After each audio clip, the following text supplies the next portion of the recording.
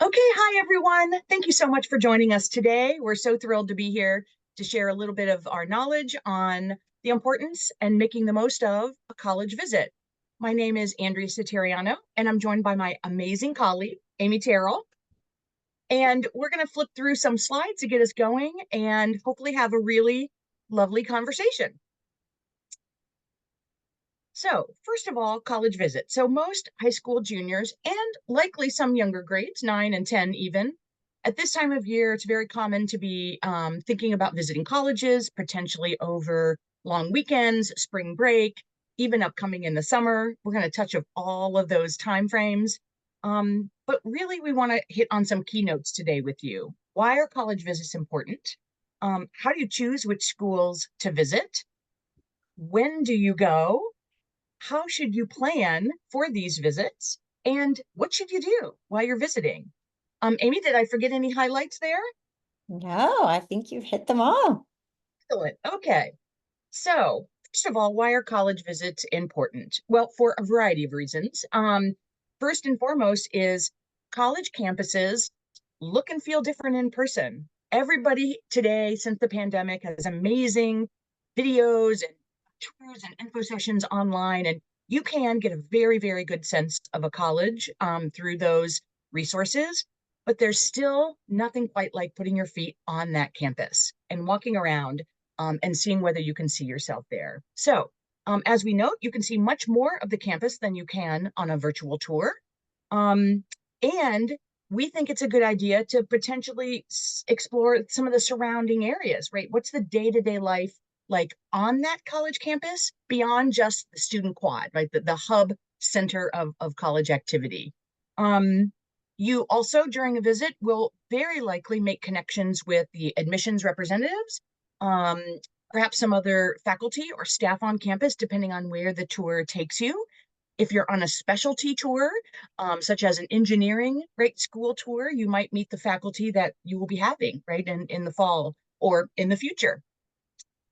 It also, which is sort of a buzzword and trend right now, is this demonstrating interest.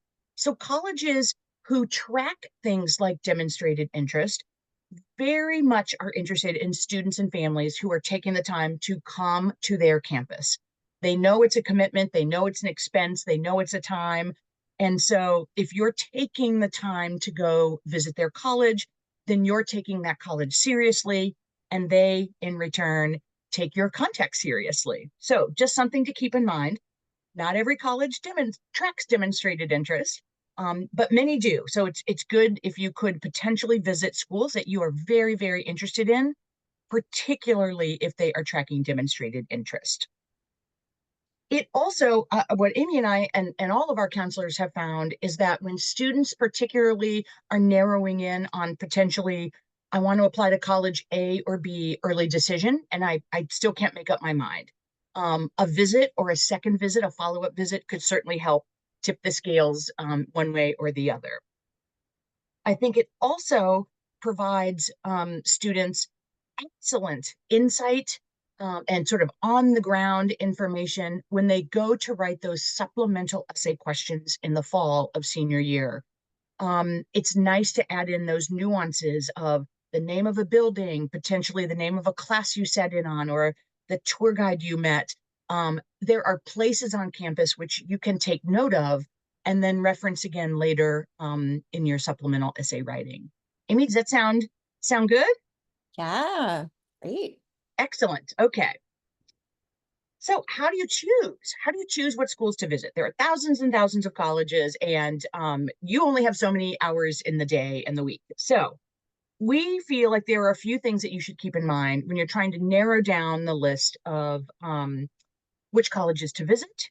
And really, it comes down to what's most important to you. But there can be some key factors to help you narrow in and hone in on some ideas. And that might be, do you have a sense yet of what an urban campus feels like versus a small suburban campus versus a school out in the beautiful woods somewhere?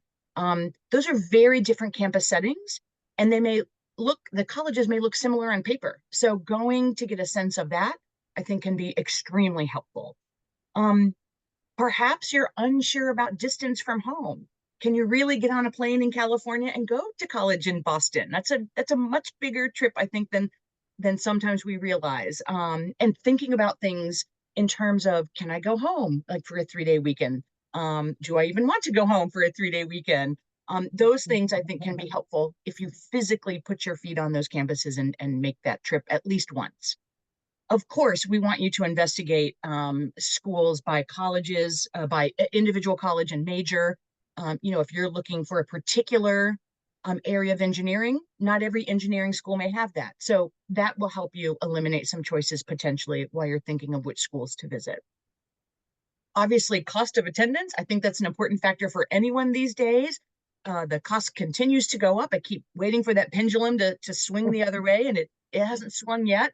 But these are things to keep in mind as you're looking at schools, whether it's full out-of-pocket cost of attendance, which, by the way, is room, tuition, uh, meals, all of those extra things. It's not just the tuition sticker price.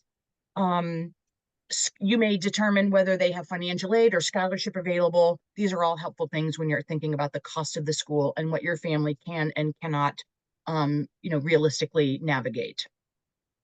Simply large versus small. Perhaps you're a 10th grader and you don't know much about any of these schools that everyone keeps talking about. Take a little time and go see a large public institution and a small liberal arts school, and feel for yourself, right, what that might mean to you.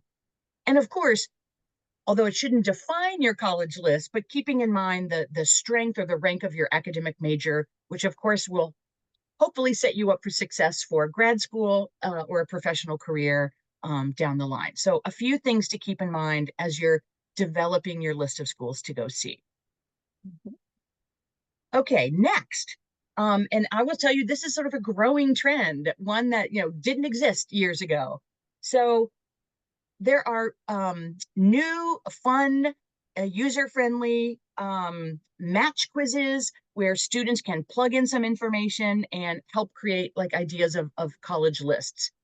Most of us are familiar in the industry with College Board's program called Big Future. It's a free resource. The student has to make an account, but you plug in some data, GPA, and some of your interests, and it will spit out a really interesting list of schools. And you can navigate that. You can change some of the criteria you put in, and it spits out different lists. But there are new and sort of newfangled opportunities. Like Appley is a relatively new. Amy, do you know how new this is? This is new to me. Oh, I haven't heard of it before. Yeah, so it's much more student oriented.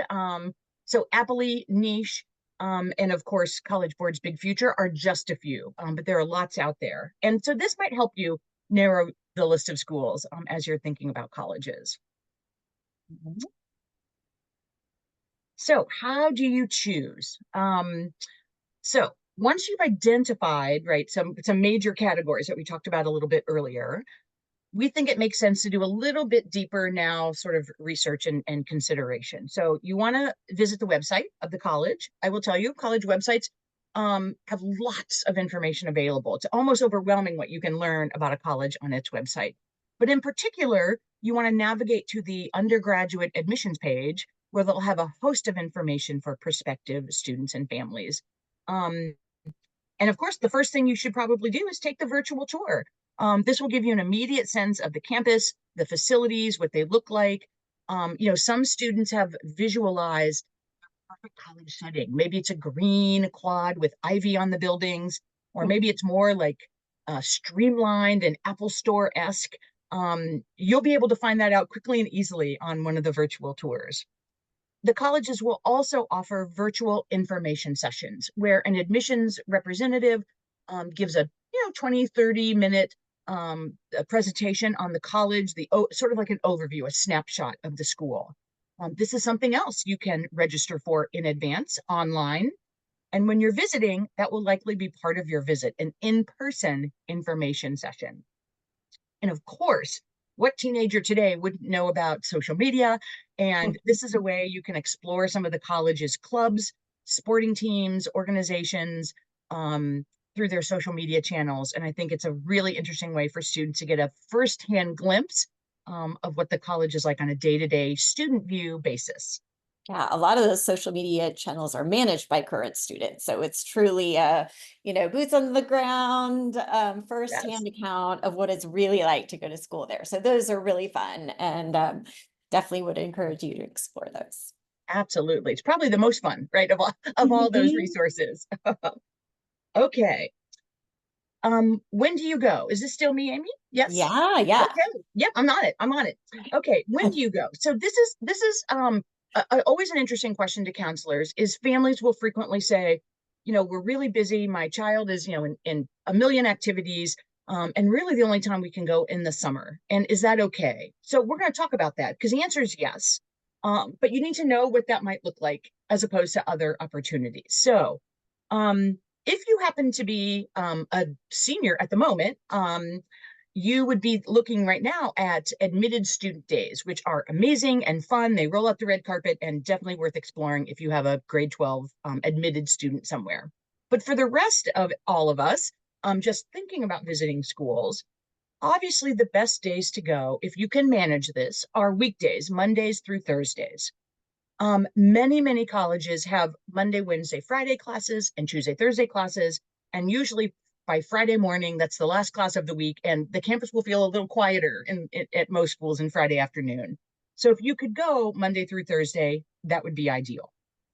Now, some colleges offer Saturday visits, which I think are an excellent option, especially if you're traveling a distance and trying to fit in extra schools. Seeing one on a Saturday morning at 10 a.m. and taking the tour, perfectly acceptable.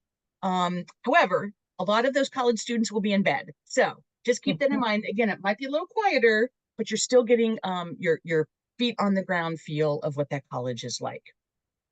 Obviously, during the school year is as helpful as it can be. Now, colleges don't have the same breaks necessarily that high schools do. So as you're planning ahead and thinking about potentially spring break, the college itself might not be on spring break. So it could be a perfect time for you. The college might be on spring break. So again, they might be offering tours, but might be a little bit quieter. Please keep in mind that if you're scheduling around a very common high school break, so are all the other high schoolers, and their college visits and tours could fill up. So make sure you're thinking ahead about this in particular if you're planning around potential school breaks. Summer is better than nothing. Again, some colleges have summer academic terms, so you very well could see students milling about and faculty around. Most colleges don't close over the summer. People are there doing research projects and whatnot, but the day-to-day vibrancy is probably going to feel a little different in the summer than it would be during the school year. So again, better than no visit at all. But if you can go during the school year, I think it's most helpful. And so one thing to think about is asking at your child's school, are there some excused college visit days? Is that something our school offers? Some schools do. Otherwise, try to take advantage of those 3-day weekends and maybe add on one day on either end to fit in a few more schools if you're traveling a distance. Amy, did I miss any important points there? Oh, that's Excellent. great. Yeah. Excellent.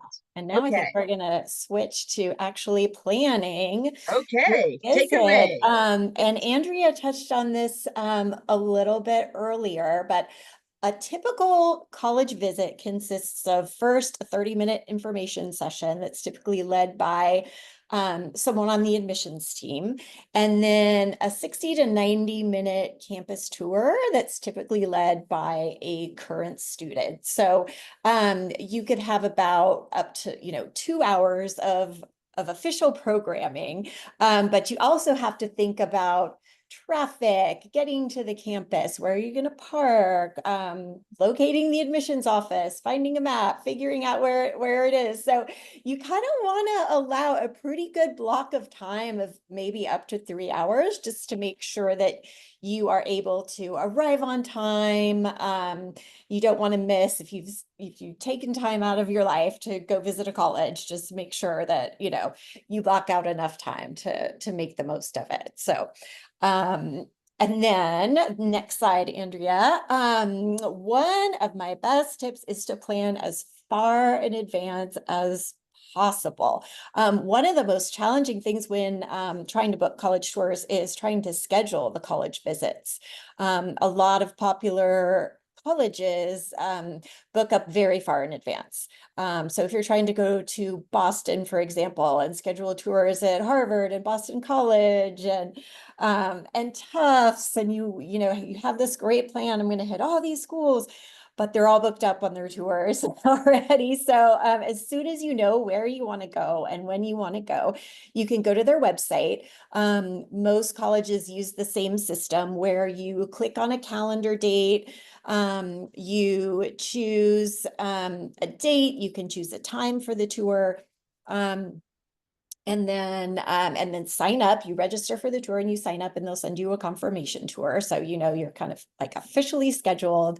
Make sure you bookmark or star or print out that email and bring it with you to the tour. So you have the confirmation, especially in some of the busy campuses.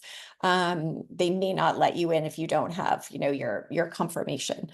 Let's see, allow for travel time between colleges. A lot of people want to visit 2, 3, 4 colleges in a day, and it's pretty tricky to do that. Maybe in a city like Boston or New York, where there are a lot of colleges close together, it might be possible to squeeze in 3 tours, but 2 is typically the most you can kind of swing in one day, because remember, like 2 hours for the official visit, parking, all of that good stuff. So typically, we recommend that families do a morning tour and then, you know, have lunch and then do an afternoon tour somewhere close by. So, and I think a lot of people may not know this, but there's a lot of add-ons you can try to build into your tour date, especially if it's a school you're very seriously considering. So you can ask to sit in on a class.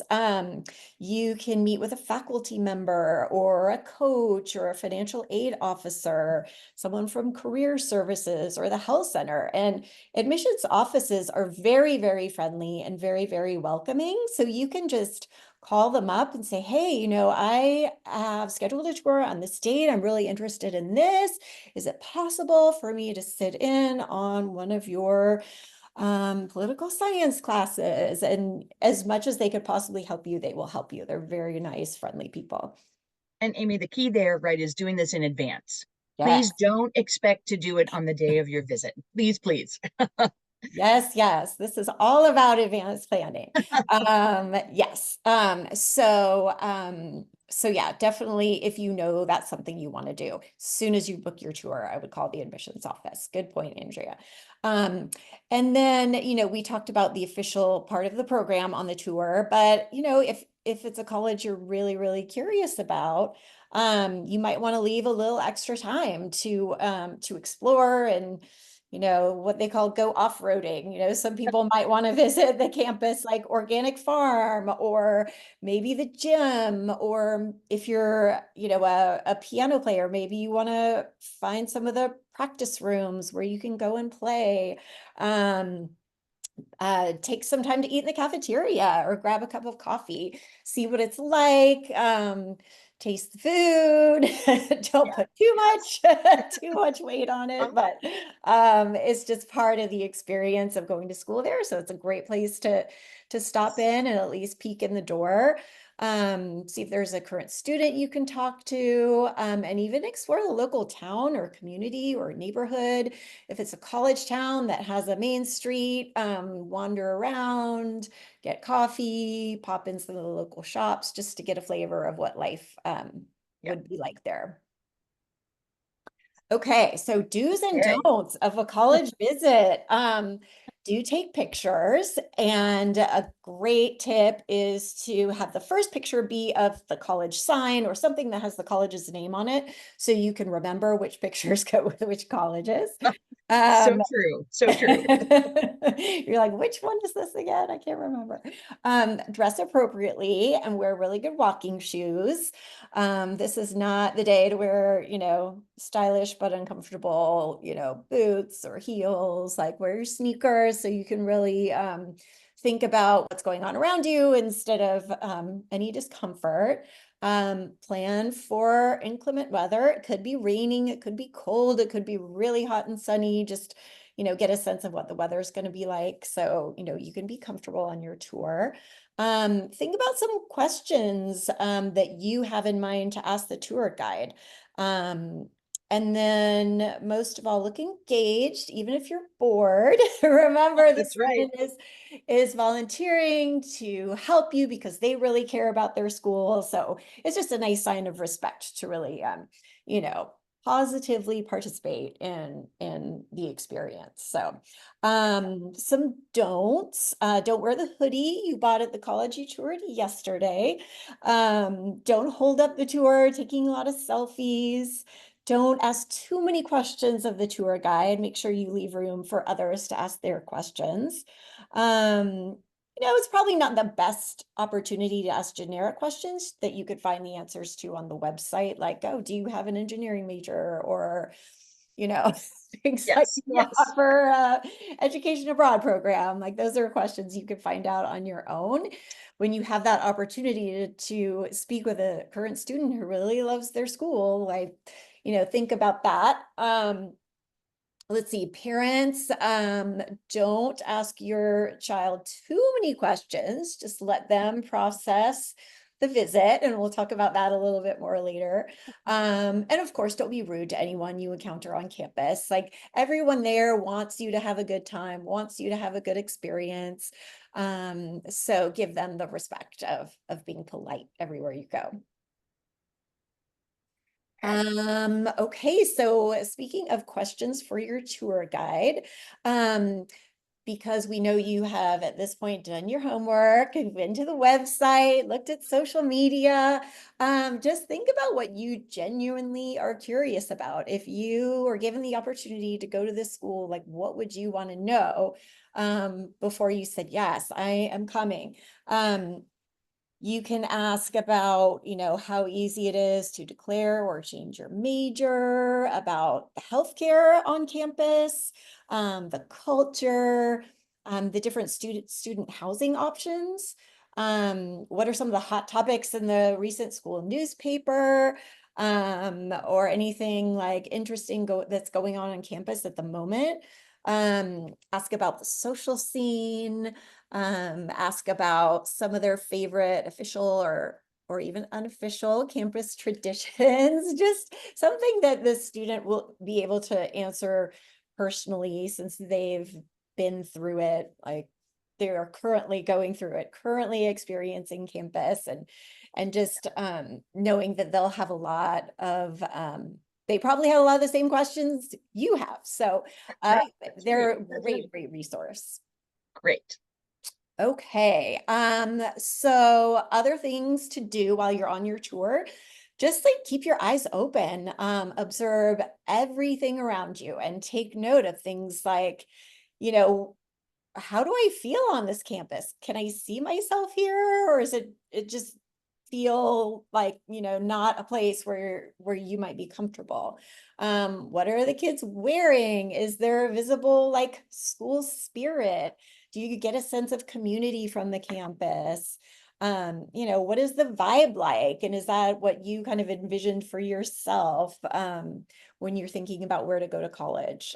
We talked about the student newspaper, like what are people talking about on campus? What kind of posters do you see in the halls and student centers? Like, what's going on? What's happening? So just like, obviously you want to be listening to your tour guide and listening in your information session, but it's great to just look around you and see what else you can see and notice. Yep. Take it all in. Take it all in. Yeah.